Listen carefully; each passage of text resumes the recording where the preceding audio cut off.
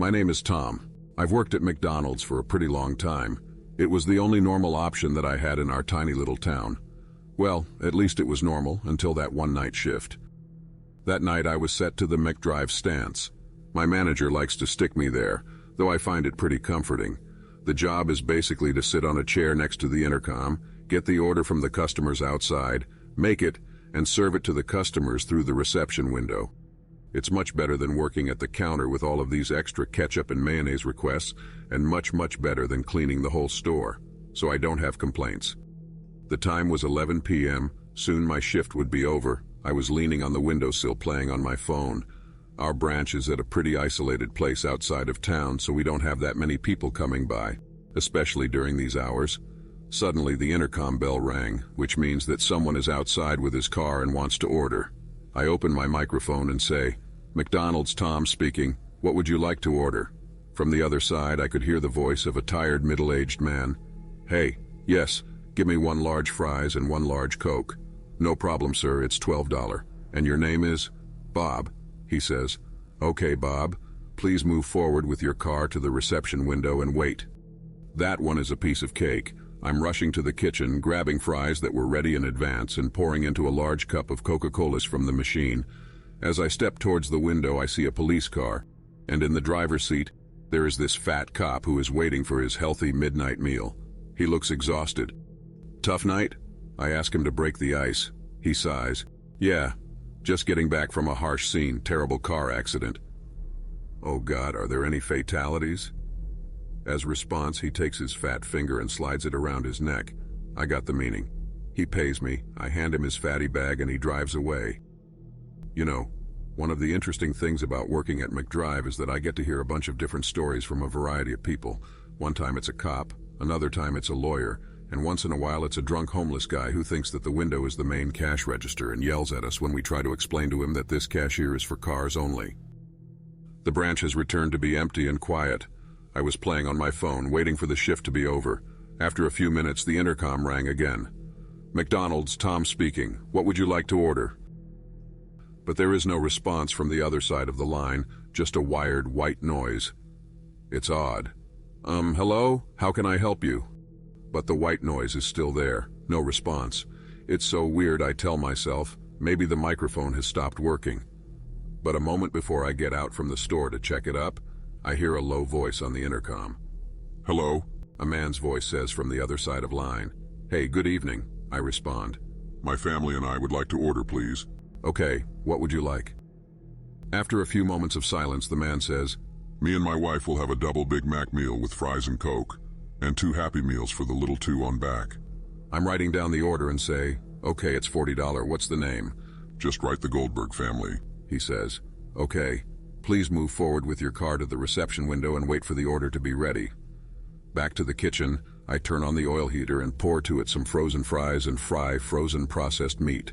When everything is ready, I put it all in a large carton bag and step towards the window. When I got there, I leaned my head out of the window and saw an old car moving towards me slowly. The model is a white Honda Civic with a lot of tin blows on it. It looks like they didn't even bother to take it to the garage or something. But who am I to judge other people? I work at the most doubtful place that exists after a whore. The car stops near the window, and the father opens the car's window. "Hey, Goldberg's here," he smiles. "Hey, I'm Tom." He keeps staring at me with his smile without saying a word. I can hear the crickets from the embarrassing silence. Okay, it's $40, please," I say to break the silence. Right, he says, and opens his wallet, searching for money.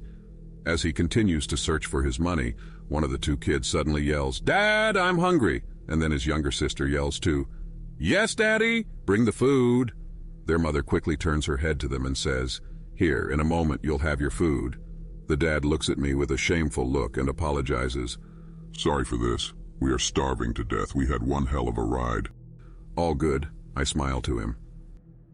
While he continues to look for his lost money in his wallet, I leave their order on the inside floor under the window until they'll pay. Suddenly, I'm starting to smell this awful smell of something burned, like something is burning really strong. I turn to the family. "I'm sorry, I got to check something." Before they reply, I'm already running to the kitchen, ready to see the damage I did. God. I probably forgot to turn off the oil heater, but as I got there, the smell was no longer there. Nothing has been burned down, and the kitchen looks normal as always. After a moment, I remembered that I have to get back to the reception window to complete the payment and deliver the family their order. But as I returned to the window, the Goldbergs were no longer there. Their bag is still on the floor, and they didn't leave the cash for it. I took my head outside from the window, and there was no sign of them or their old rusty car. A few moments after my shift was over, as I was driving home, I thought to myself, why the hell they leave without taking their meals if they were starving? And also, from where did this weird smell coming from? In the morning after I arrived at a morning shift, again in the McDrive stance. As I step inside the branch's main entrance, I see all the staff and my manager gathering around the small TV screen. It was a news broadcast. It's rare that something happens in our little sleepy town, so it must be something serious that occurred. The broadcast begins, the anchor's face is serious, and with a dramatic pose, she says, "A tragic car accident has taken the life of a whole family." Oh God, I'm thinking to myself, it must be the accident that the policeman talked about. But then a video footage of the event is being played on the screen. In the video, there are a lot of emergency forces surrounding a vehicle that is on fire, and the vehicle is white, Honda Civic, with a lot of tin blows on it, just like the Goldbergs one. As I'm trying to figure out what the hell is going on, the anchor continues. The Goldberg family were on their way from a long road trip, and all they wanted was to stop by at the close McDonald's branch just around the corner. But a few moments before, their car suddenly deteriorated to the side of the road, and the result was fatal. The vehicle crashed into an electric pole that was at the corner. Because of their high speed, the pole collapsed on the car and blew up, and the car caught fire, leaving the father, mother, and their 2 children to burn to death. The report ended. I stare at the TV screen, still can't believe what I just heard. Mumbling to myself, what the hell? They died. Cannot be true. I saw them alive yesterday. They did make it to the branch. I took an order from them. And, suddenly before I can finish my mind, the intercom bell rings. It takes me a few seconds to realize, and it rings again. "Tom," my manager accelerated at me. "What are you waiting for? There are customers outside. Answer them."